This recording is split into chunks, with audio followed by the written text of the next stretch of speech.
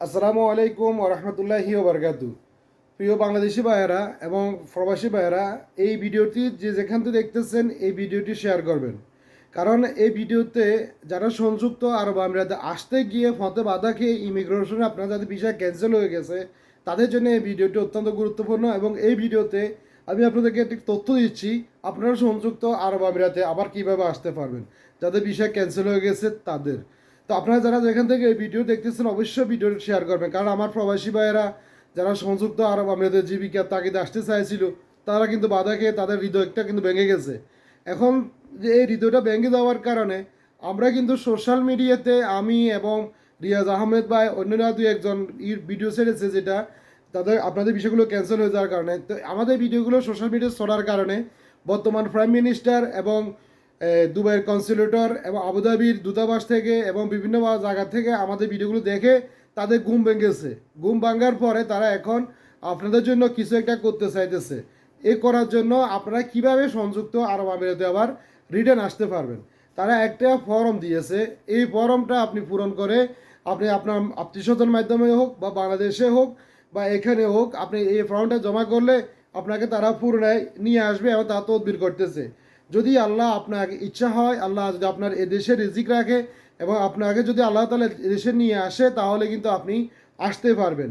Dubai কনসুলেটর এবং Abu Dhabi দূতাবাস তারা কিন্তু আপনাদের জন্য এবং তারা উসিলা হিসেবে আপনাদের কাজ করবে, তারা তদবির করবে এবং তারা বিভিন্ন তারা কিন্তু করবে। এবং বাংলাদেশ সরকারও এটা নিয়ে মোটামুটি এই মুহূর্তে কিছু কথা বলতেছে যেহেতু আপনাদেরকে রিটার্ন এই দেশে নিয়ে আসার জন্য।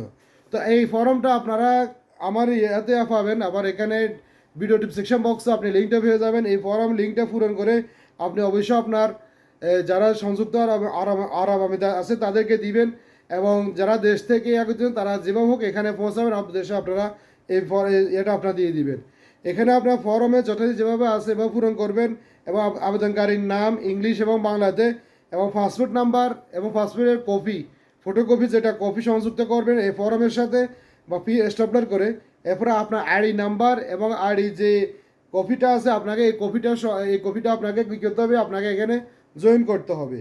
এরপর সেটা হচ্ছে যে আপনার যে ভিসা বাদ দিলে তারিখ, যে মানে ভিসা ক্যান্সেল হয়ে গেছে যে তারিখটাই, ওই তারিখে যে আপনি ইমিগ্রেশনতে ফিরে গেছেন ওই ফিরে যাওয়ার যে কপিটা আপনার ক্যান্সেলের যে কপিটা এটা আপনি অনলাইন থেকে নিয়ে নেবেন, নিয়ে আপনি ওইখান থেকে এটা আবার কপিটা আপনি এখানে প্রিন্ট করে দিবেন এবং তারিখটা উল্লেখ করে দিবেন।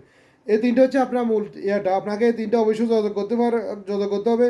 এরপরে যেগুলো আছে বাংলাদেশের সর্বশেষ গমনের তারিখ বা আপনি যদি প্রয়োজন হয় ওইটাও দিতে হবে। এবং যদি আপনার দেখা গেছে যে আবেদনকারী বর্তমান অবস্থা বা আপনি কোথায় আছেন, মানে বর্তমান অবস্থা বলতে আপনি কি দুবাই না আবুধাবি শারজা রাসুল খেমার ওই অবস্থা এবং কোথায় আছেন এটা সম্পূর্ণ উল্লেখ করবেন। এবং মোবাইল নাম্বার হোয়াটসঅ্যাপ নাম্বার অ্যাপ্লিকেশনের সাথে আবেদনকারীর সাথে যেটা করবেন সাথে দিয়ে দিবেন, সাথে আপনার ইমেল অ্যাড্রেসটা দিয়ে দিবেন।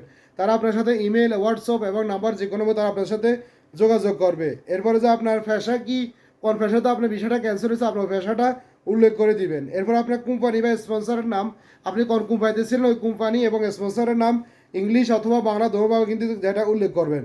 এরপরে স্পন্সরের মোবাইল নাম্বার, আপনি যদি কোম্পানির মোবাইল নাম্বার আপনার এখানে উল্লেখ করবেন।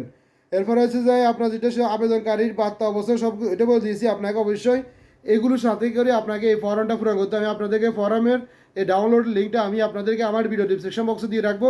আপনারা ওইখান থেকে ডাউনলোড করে নিয়ে এই ফর্মটা পূরণ করে অবশ্যই আপনার যারা এখানে আছে দুবাই এবং আবুধাবিতে তাদের কাছে পৌঁছানোর চেষ্টা করবেন। এবং বাংলাদেশের মাধ্যম দিয়েও কিন্তু আপনি চাইলে বাংলাদেশে যে তারা হটলাইন নাম্বার চালু করেছে আপনি ওই নাম্বারে ফোন দিয়ে যোগাযোগ করে আপনি এটা কিন্তু করতে পারেন। যদি আল্লাহ সহায়ক হয় আপনি কিন্তু সংযুক্ত আরব আমিরাতে আসতে পারবেন।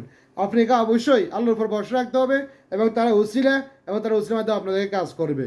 ভালো থাকবেন, সুস্থ থাকবেন। আল্লাহ হাফেজ। আসসালামু আলাইকুম ওয়া রাহমাতুল্লাহি ওয়া বারাকাতুহু।